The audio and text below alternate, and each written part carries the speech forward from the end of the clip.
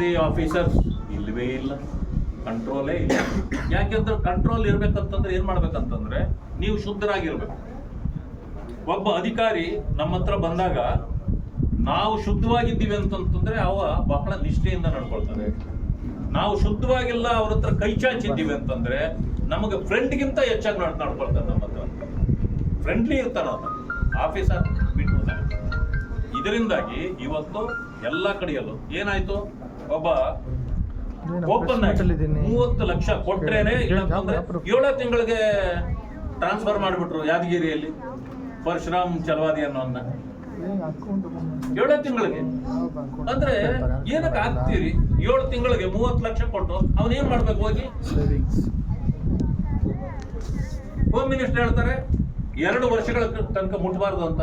ಮತ್ತೆ ಆ MLA ಆತನ ಮೇಲೆ ಇವತ್ತು ಇದು ಇದೆ, ಜಾತಿ